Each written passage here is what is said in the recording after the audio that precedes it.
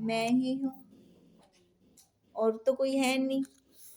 अब आगे आया शैश्विक। शैश्विक ने आकर कहा, सब झूठ कहता है, काल ही सर्व का आत्मा है।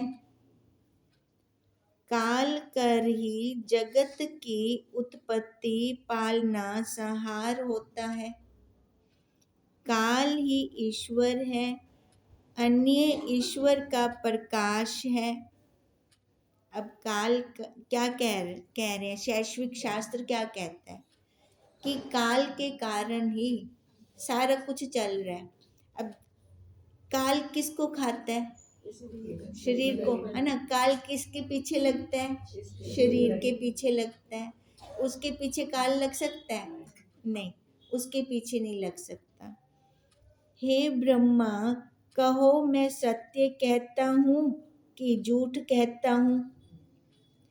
काल का किस वक्त अभाव है? भृगु ने कहा, स्वपन का काल, स्वपन के मित्र, स्वपन के भिन्न पूर्व उत्तर नहीं।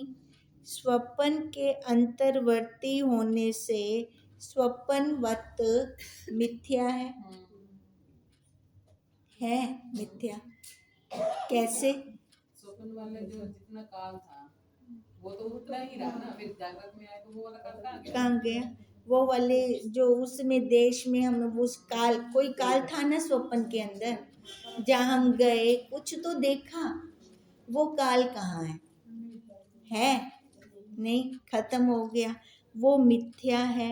स्वप्न से काल का जागृत में अभाव है और जागृत के काल का सुषुप्ति में अभाव है, परंतु काल ही सत्य है, काल ही ईश्वर है, काल ही उत्पत्ति आदि करता है। यह बात जिसकर सिद्ध होई सोई सत्य है। अब कहाँ पर आ गए? उस आधार पे आ गए ना। अब कहते काल को जरा सिद्ध कर दो पे, वो सत्य।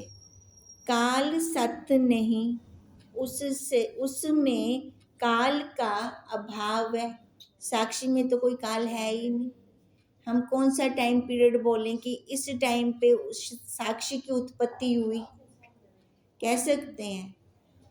हे शैश्विक, सुषुप्ति काल करके होवे, परंतु कहो अनुभव सिद्ध सुषुप्ति में काल है ही नहीं, इससे काल मिथ्या हुआ।